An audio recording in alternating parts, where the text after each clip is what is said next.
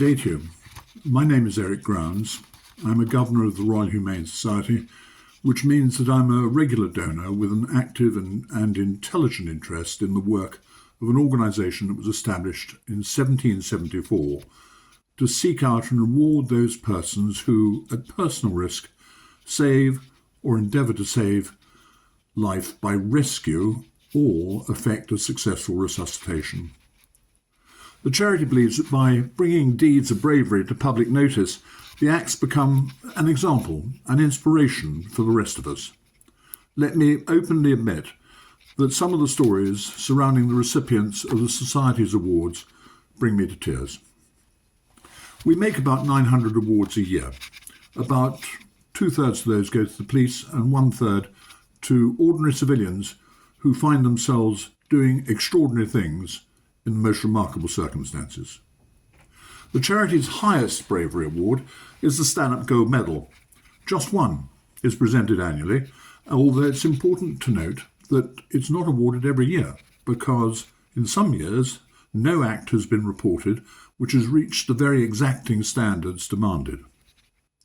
It's named in memory of a British Royal Navy officer with the interesting name of Chandos Scudamore Stanhope, a grandson of the first Earl of Chesterfield. He performed several life-saving events during his lifetime and was himself awarded the Society's Silver Medal in 1851 for rescuing a drowning seaman. He died of smallpox in Malta in 1871 whilst in command of the good ship Caledonia. I want to talk about the award of the Stanhope Medal in 1964. The case was submitted by the Royal Humane Society of New Zealand and concerns an event which began on the 12th of August 1963. 4 pearling cutters set out from the tiny island of Manihiki in the Cook Islands to sail the 25 miles of open ocean to the neighbouring and more fertile island of Rakahanga to obtain supplies of green vegetables, fruit, and to trade goods. One of the boats was the Te Aroa, a 13-foot cutter, partly decked fore and aft, and carrying a mainsail and jib. Skippering the boat was the 43-year-old Inoka Dean, and with him were Tiehu Makimari, Toka Tuhe, Tupo Papai, Kita Masters, Taya Taraki, and Tom Tangimetua.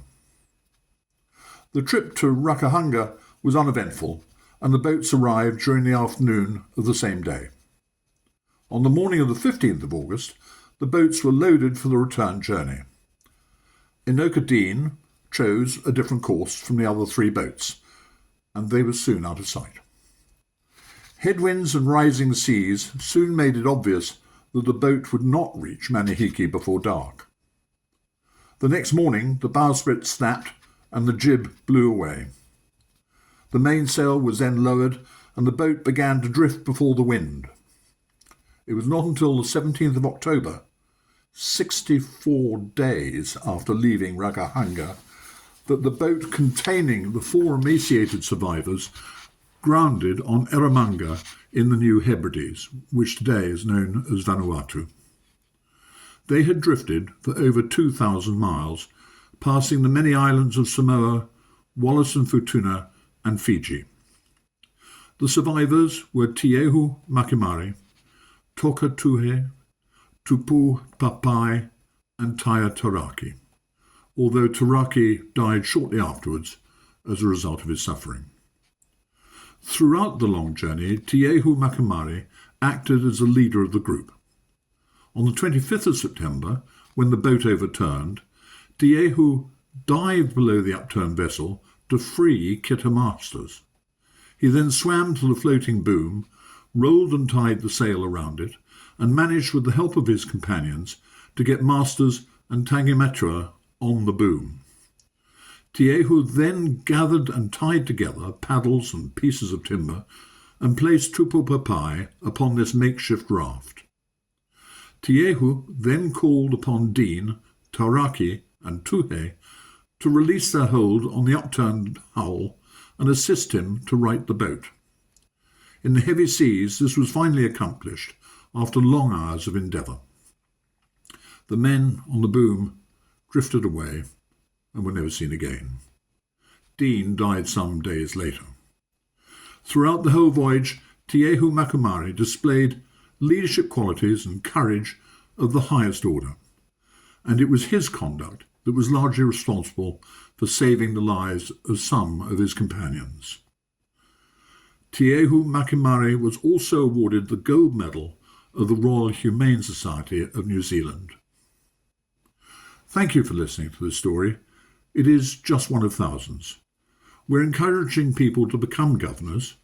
For just £100 in 2024, you'll be invited to attend a variety of the Society events, such as our annual General Court, where you'll see awardees receive their medals and hear their amazing stories. You'll also get a 250th anniversary certificate and an invitation to a special celebration at St Paul's Cathedral in September. If you'd like to find out more about the Society and its work, do visit our website. Thank you for supporting us in any way that you can during our 250th year.